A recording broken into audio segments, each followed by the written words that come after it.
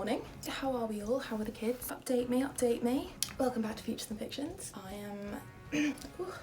am Helena. If you're new, basically I like to talk about books and films.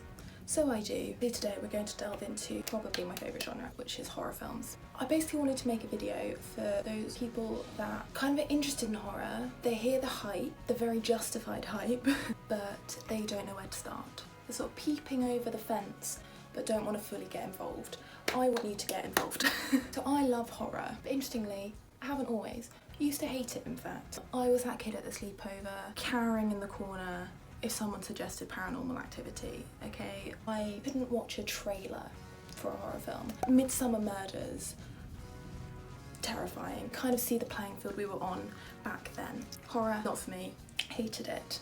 But then something changed when I was about 19 and I am now fully invested in the genre. It has enriched my life so much, and I think people who don't watch horror films, I think you're missing out, and I want to help guide you into the genre. You'll have a great time here, and horror lovers are just fun. It's a great bunch of people. So I'm going to open that world up to you if I can. This could be a disaster. This could be an absolute disaster. I am not qualified to give advice. I've tried my hardest to curate a selection that, depending on what you find scary, you might be able to find something that will ease you into the genre in the same way it did for me. So welcome to my rough guide, emphasis being on rough, of how horror become a part of your life too. So roughly there are two areas of why I think people don't like horror.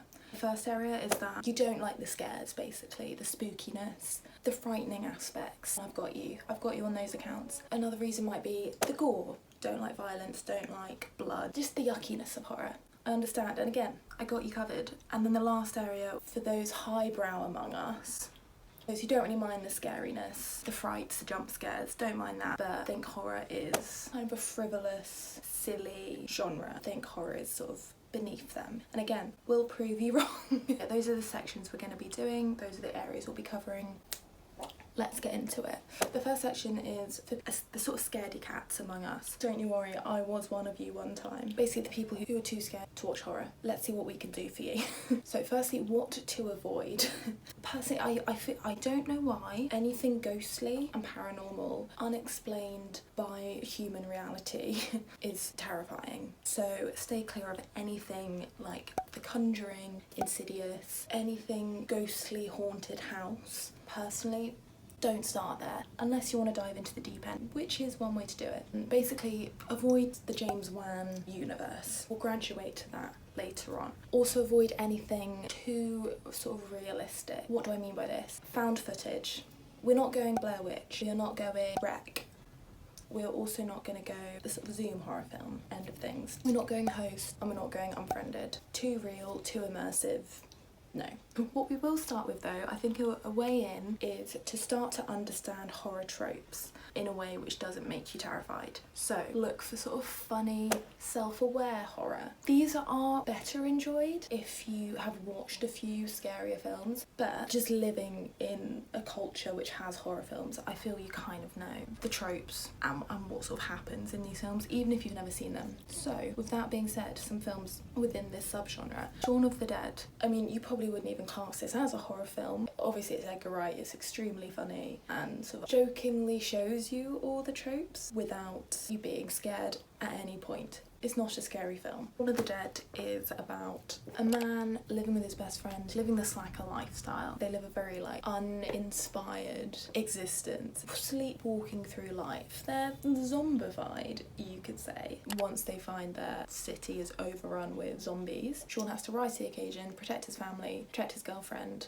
and grow up, I guess. It's great. Another one, again, if you're sort of aware of slashers, I'd say Final Girls. It's silly and it kind of deep dives into the tropes of slashers whilst it keeps you at enough of a distance to not be totally engrossed in the fear. So the Final Girls is about a young girl who's lost her mother in an accident. Her mother was an actress in a slasher movie in the 80s. This girl then goes and watches the film her mum was in, and then sort of something happens and her and her group of friends end up within this horror movie. And also just a lovely story about a daughter kind of connecting to her mum, who obviously is no longer here. It's actually a really good film. I wasn't expecting it to be good, but I really enjoyed it. And a good place to start. It's not scary at all. And finally something like Cabin in the Woods. Absolutely brilliant film. Starts off a little bit scary, but then don't want to ruin it.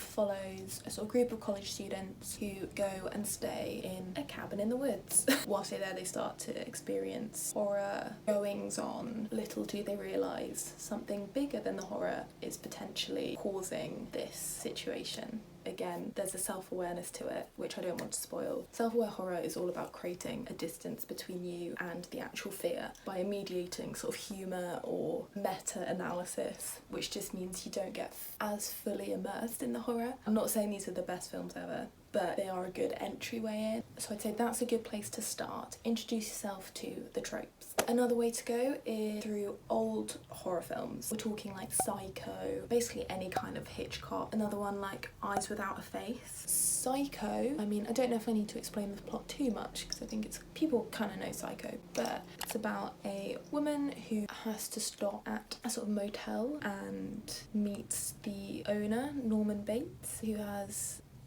a difficult relationship with his mother and has an unpleasant time. I don't want to give anything away, just give it a watch. It's a great film. Eyes Without a Face. It's about a father who has accidentally disfigured his daughter, who was considered like a great beauty, and everyone thinks she's dead because she's sort of hidden away. He's a surgeon, I believe, and he basically decides to kidnap another girl to basically transplant her face onto his daughter's face.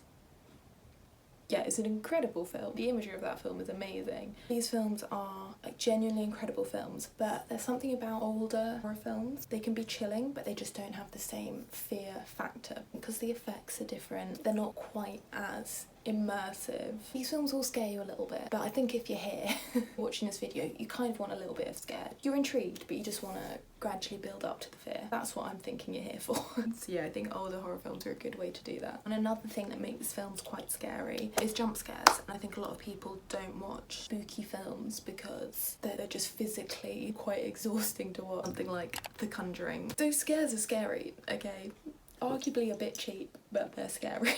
So some films without jump scares. I'd say A Dark Song by Liam Gavin, about a woman who, her child has been murdered and she basically gets help from sort of a occult specialist. Basically they just perform a ritual to try and help her communicate with her son one more time. It's a really amazing story about like grief and pushing the boundaries of the human condition, but nothing much happens in a great way, but there's no jump scares whatsoever. There's like a distance from it because it's a very specific situation and they're doing a ritual. It's like, well, if I don't do the ritual, this won't happen to me. That's a great one. Another one, again, it's like an occult film, Rosemary's Baby. It is a little bit scary. It's psychologically terrifying.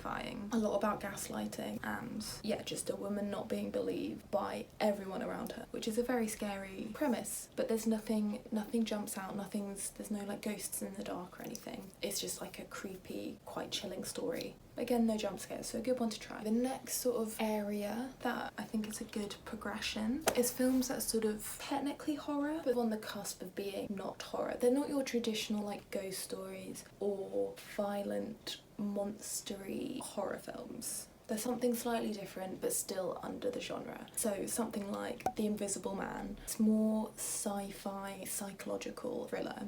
It basically follows a woman who has escaped an abusive relationship with a man who's an inventor, a very successful inventor. She starts to feel his presence around her and is convinced that has found a way to turn himself invisible and is basically haunting her and stalking her. Then we've got something like The Lighthouse by Robert Eggers. It's all about two men, lighthouse keepers. Yeah, lighthouse keepers who slowly sort of descend into madness as they are isolated on a remote island. Hallucinations and suspicion and paranoia ensue. Kind of horror, but not really. Another one, Midsummer or Midsommar.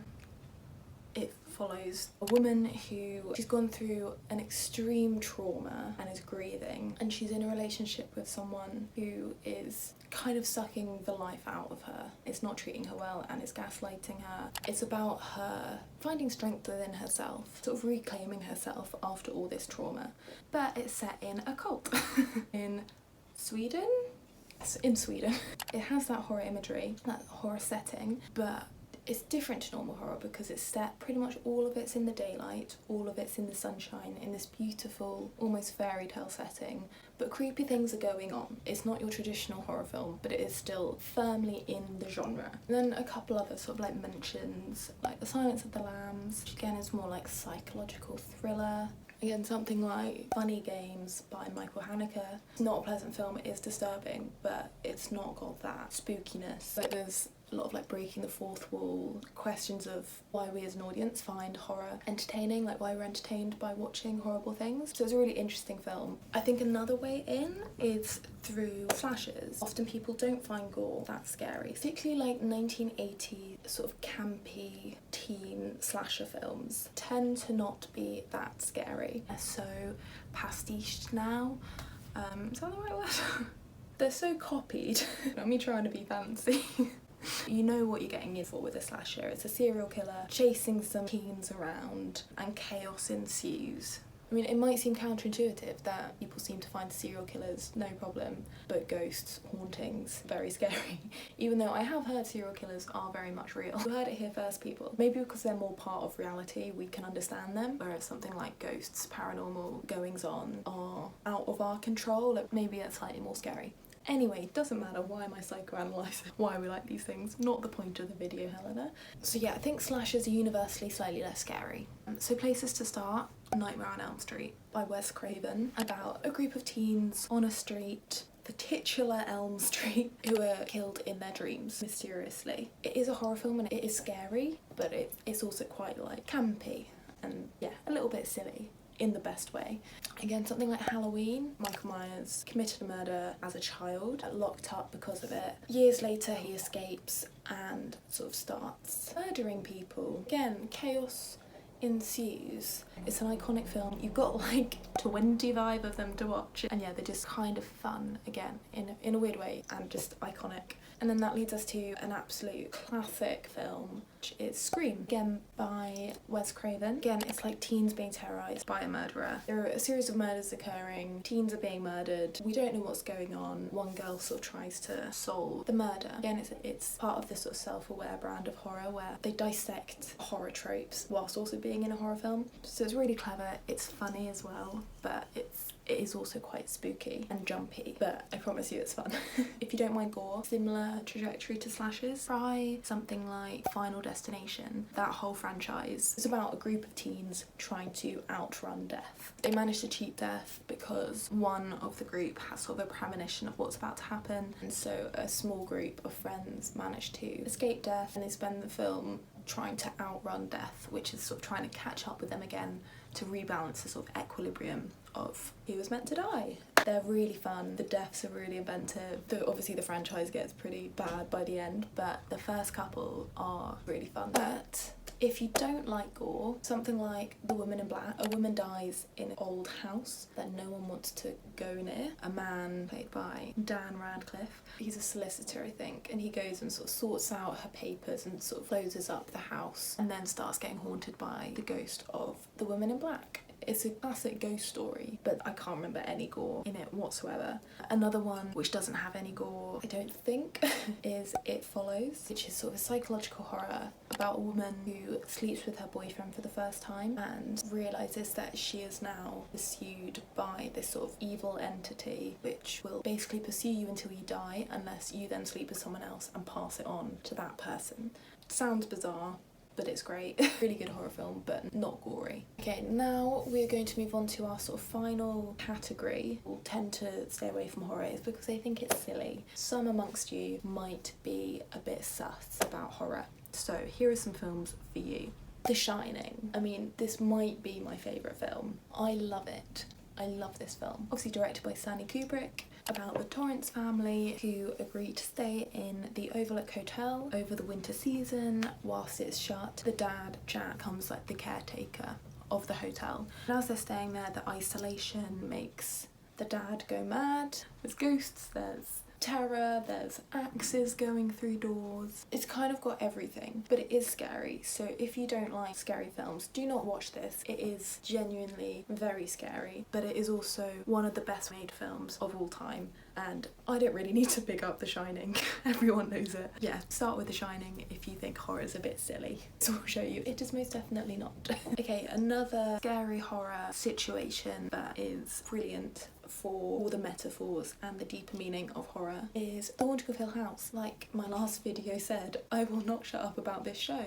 It is too good for that. But again, if you really hate spookiness, don't go near it. About the Crane family who have lived in a haunted house as children and are now failing to cope with their memories and their own trauma as adults, and it explores like depression, addiction, grief, loss. It deals with a lot of trauma whilst using horror, which is just the creme de la creme of the horror genre. Next we have The Babadook, which again uses horror to explore the grief of a mother. A mother is grieving the loss of her husband, who has died in a car accident. So on the way to the hospital with her in labour, they get into a car accident and he dies. We sort of join them a few years later when the kid is slightly more grown up, and we explore this sort of fractious relationship between the mother and the son, and how grief and depression can manifest itself into a physical monster. Again, scary, but incredible film. And then finally we've got the incredible Get Out by Jordan Peele. We love Jordan Peele over here. So Get Out follows a couple who go and stay with the girlfriend's parents in a very white sort of suburban area. At first, parents seem super accommodating, kind of overcompensating at their discomfort over this interracial relationship. But then as their time goes on there, he quickly realises something a lot more sinister happening beneath the surface. It's an incredible dissection of race within like white sort of liberal settings, and sort of looking beneath the facade of the post-racial America. It's using horror again as a metaphor for something very much a serious problem in society. Yes, try those films if you think horror is silly, because I think you will be most definitely mistaken. So those are the film selections I have for you. Now we're going to get onto tips of how to watch horror, because often it's more about how you watch rather than what you watch. Horror fans among me will be appalled by what I'm going to suggest, but I think as you're easing yourself in, these things will help. Number one, watch during the daytime / with the lights on. Like ideally, you'll watch a horror film at around 4 p.m. in the summer, and then you have time to recover after. Worst thing I think is watching a horror film right before bed and then having to just go to bed with your thoughts. At least if you watch it earlier in the day, you can sort of get over it and get distracted by reality before lying in the dark, or just watch with the lights on in sort of a comforting setting. I'd rather you be watching horror and watching it slightly less well than completely avoiding the genre because you're terrified. Another watching situation, watch with other people. Just watch with a group of friends. Even if you're all terrified of horror, that almost makes it better, sort of get what each other's going through. And often when someone else screams, it kind of breaks the tension and it becomes quite funny. But yeah, watching with other people always makes things easier. Don't watch alone. Tip number 3, straight after a film, watch something comforting or funny. It breaks the tension. It distracts you from what you've just seen. It makes you feel safe again. For me, comfort is always Gilmore Girls. It always will be. Something like, you know, The Office, Peep Show, The Parent Trap. You get my drift. We're talking comfort. Watch a horror film, maybe get some food, relax, and put on something comforting before bed to let the fear trickle out. Tip number 4, as a general rule of thumb, watch older films. Anything sort of pre-1980 is probably going to be less scary. I sort of mentioned it before. Things that people were scared about in the past, we're not necessarily as scared of now because we've seen it so much, which makes them slightly less scary, and also just the effects are just different, so we might not be as scared of them, less realistic. It's a good general rule of thumb. Tip number 5, watch in a setting that is opposite to the horror film you are watching.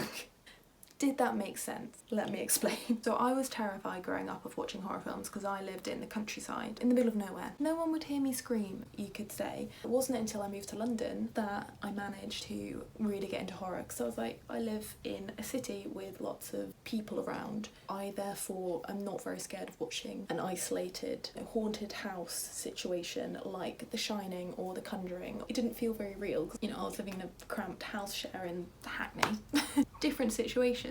So yeah, you know, a home invasion film, something like The Strangers, don't watch it whilst you're on a weekend away in an isolated manor in the countryside. just a tip. Or if you're watching something which is set in more of like a city apartment, maybe something like Rosemary's Baby, maybe if you live in a New York old block of flats, maybe that would scare you more than someone living in the countryside. You see where I'm getting at? Like, you separate yourself as much as possible from what's going on of that possibly happening to you. And finally, as we love books here as well, I would say start with reading horror and gothic books. Read like Shirley Jackson's Haunting of Hill House, read The Woman in Black, read Stephen King, read Rosemary's Baby. I'm doing a lot of this for my dissertation, so I'm reading a lot of horror at the moment, and they're still scary. They are scary, but they don't have the visuals of a film. Again, it's less immersive, it's less realistic, it's not happening in front of you, you're not seeing it.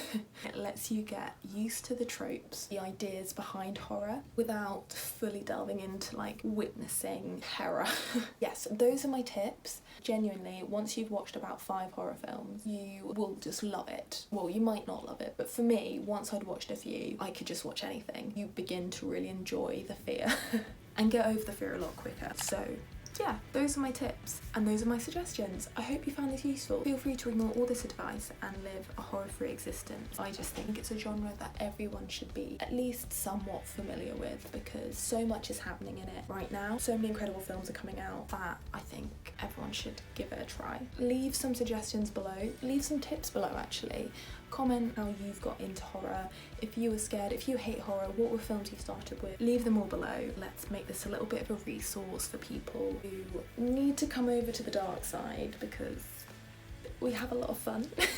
That's it. I will see you very soon in a new video. Have a great rest of your day. Yeah, bye guys.